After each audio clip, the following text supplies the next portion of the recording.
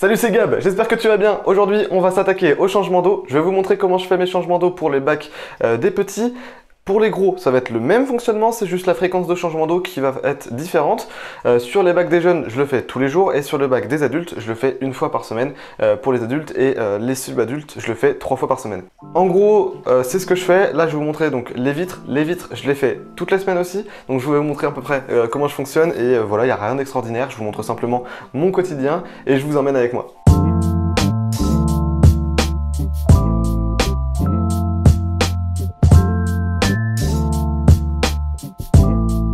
On est parti pour voir comment je fais mes changements d'eau. Je vous partage une petite partie de mon quotidien.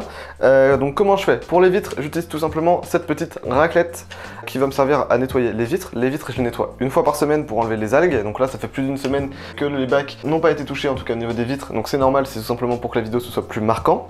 Pour enlever les restes d'algues qui vont être plus chiants, je vais utiliser tout simplement de la ouate et je vais directement mettre la main dans l'eau. Pour aspirer l'eau, j'ai plusieurs choix. Pour aspirer les saletés du coup dans le fond, j'utilise moi un tuyau basique avec un petit embout plus petit pour ne pas aspirer les bébés dans les bacs où il y a des plus jeunes poissons. Et après, j'aspire les saletés, puis j'ai une vanne qui est directement connectée sur mes bacs qui me permettent d'aspirer l'eau du bac, et puis après je remplis avec une autre vanne que j'ouvre, parce que tout simplement tout est relié pour que ce soit plus simple dans la pièce. J'ai des vannes un peu partout, mais ça me simplifie énormément la vie au niveau des changements d'eau. On va commencer par ce petit bac là. Donc c'est un bac avec des jeunes qui ont maintenant 3 mois, et vous allez voir que je ne vais pas aspirer énormément d'eau, tout simplement car depuis peu il y a une méthode de changement d'eau automatique. Donc comme vous pouvez le voir là, donc il y a tout le temps une petite goutte qui sort et une goutte qui rentre. Ça me permet de pouvoir avoir évité de faire de gros changements d'eau journaliers, et donc d'avoir à perdre du temps à faire ça tous les jours. Et en plus de ça, ça permet d'avoir un changement d'eau en permanence qui va être bénéfique pour nos poissons, au lieu d'avoir un changement d'eau qui va durer 5 minutes et qui va être fait tous les jours. Les changements d'eau en goutte à goutte, c'est quand même bien plus intéressant et ça fait gagner du temps pour nous. Voilà, donc franchement, je peux que vous le conseiller. Bien sûr, pour vous expliquer comment tout cela fonctionne, je vous ferai une grosse vidéo sur ce sujet, donc des changements d'eau automatiques et surtout mes installations, d'ici quelques temps quand tout sera bien mis en place. Pour l'instant, tout n'est pas forcément bien fixé et je ne veux pas exactement laisser tout comme ça, donc j'attends encore un petit peu avant de vous montrer tout ça. Pareil pour vous faire la petite fiche room, j'attends un petit peu pour tout vous montrer, car tout simplement, tout n'est pas encore fixé. Et de toute façon, je change tout le temps, donc il y a tout le temps des petites modifications. Faut pas s'inquiéter, la vidéo sur les changements d'eau automatiques viendra, mais d'ici quelques temps.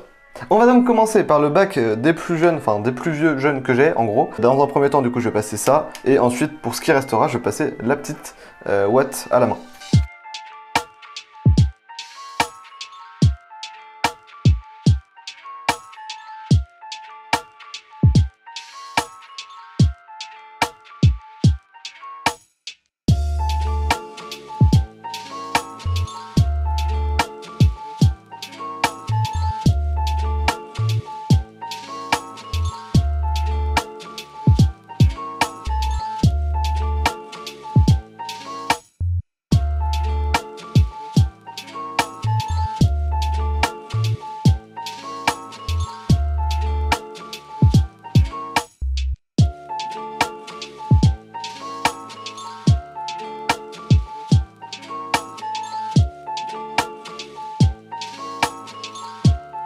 C'est bon, on a fini d'enlever les algues. Maintenant, on va attendre que toute l'eau redevienne propre, en tout cas qu'elle ne soit plus trouble comme elle l'est en ce moment, pour qu'on puisse respirer toutes les algues et tous les déchets qui sont dans le bac d'un seul coup avec le tuyau, et qu'on enlève tout d'un coup pour éviter que le filtre aspire toutes les algues qui peuvent être en suspension, ce qui va provoquer de la pollution.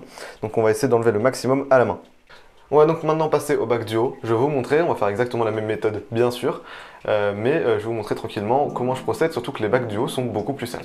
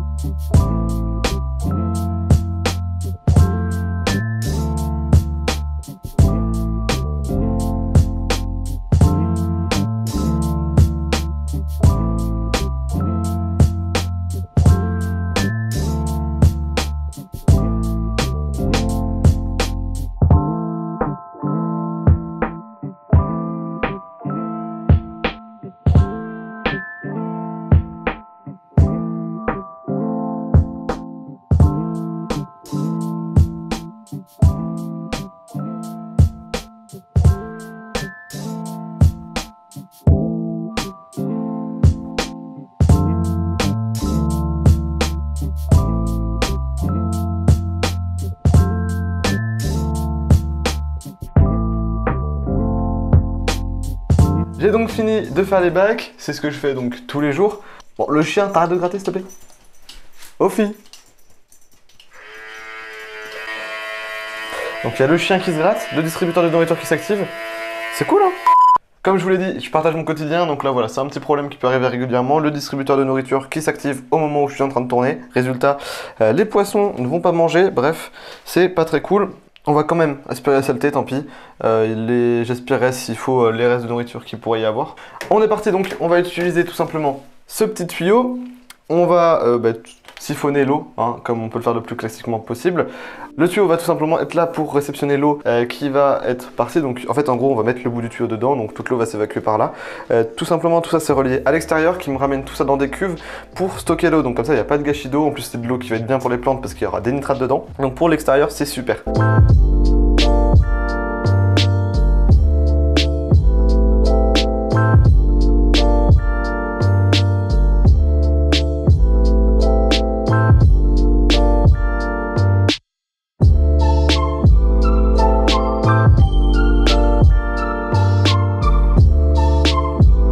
C'est fini pour le premier bac, les petites saletés ont été aspirées, bref on va pouvoir passer aux autres bacs. Là donc ce qui va se passer, je vais pas vous montrer après comment je remplis les bacs, mais en gros pour celui-ci, sachant qu'il y a un goutte en goutte en permanence comme je vous avais dit en intro de la vidéo, je vais simplement rajouter un petit peu d'eau, mais pas grand chose. Donc là, ça veut dire que je ne vais pas faire plus de changements d'eau.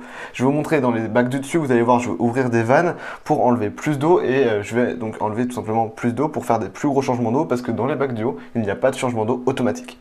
Mais voilà, vous allez voir, c'est très simple, je me prends pas la tête, j'aspire les saletés et c'est très rapide. Je vous partage quand même ça parce que c'est mon quotidien et je trouve ça intéressant pour vous si vous comptez vous lancer dans une fiche room ou quoi parce que vous vous dites que ça prend du temps ou même de vouloir faire de la reproduction de discus, vous vous dites que ça prend du temps. Avec les bonnes installations, ça prend pas tant de temps que ça.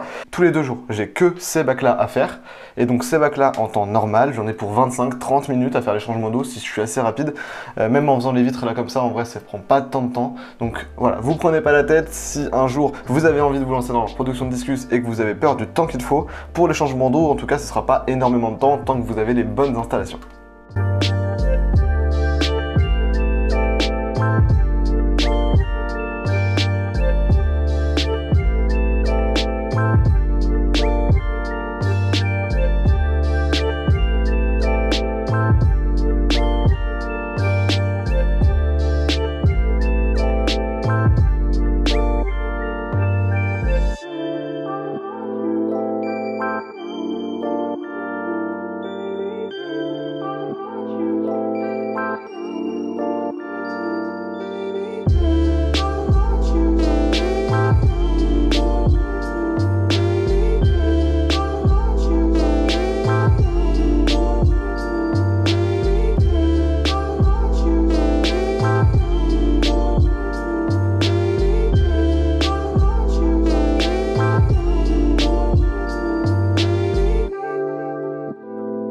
Je viens de vous montrer donc comment je remplis les bacs.